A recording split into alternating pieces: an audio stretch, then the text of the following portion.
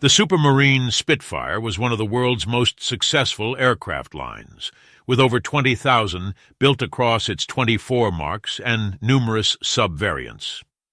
One of the most famous British World War II-era aircraft, its distinctive thin, elliptical wings allowed it a greater aerodynamic top speed than most of its contemporaries, while its adaptable airframe allowed the basic design to be continually upgraded into the 1950s.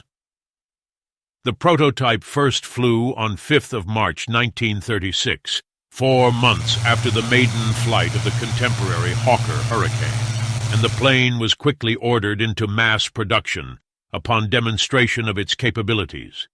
However, delays in the production lines for the aircraft meant that the first production models were only completed in 1938.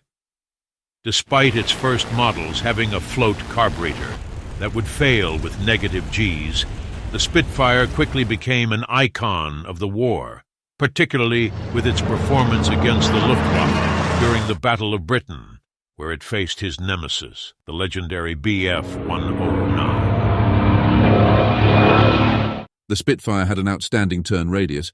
It was a superb turn fighter. If a 109 was on your 6, you would pull hard to the right, and there was no way he could maintain the turn. The Spitfire was simply much more maneuverable.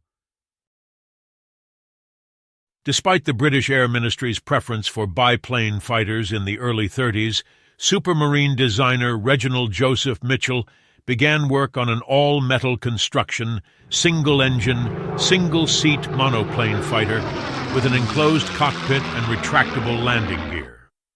The Spitfire made its first flight on the 5th of March 1936, and after demonstrating superb handling qualities, was ordered into mass production for the Royal Air Force.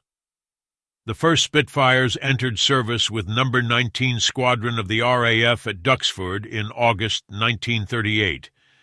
Initially, the Mark I variant was equipped with Type A wings and 4 wing-mounted Colt Browning Mark II 7.7 mm machine guns, although this was soon increased to 8. Further upgrades included the use of a Rolls-Royce Merlin engine.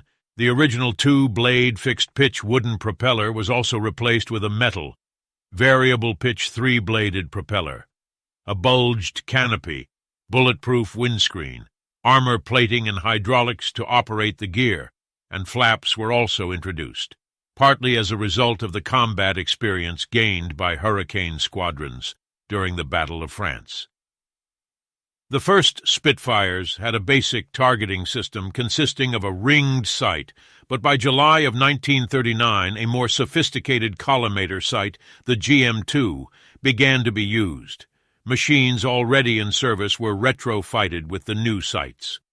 In 1940, 30 aircraft were delivered to frontline service for the operational trials with the new Type B wing.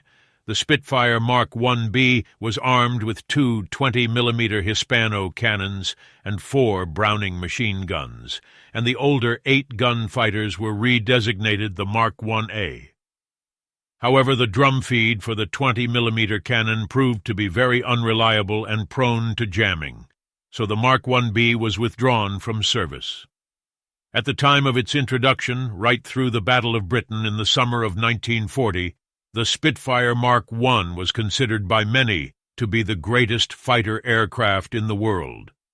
By the time the Spitfire Mark II began to replace it, more than 1,000 Mark I's had been built.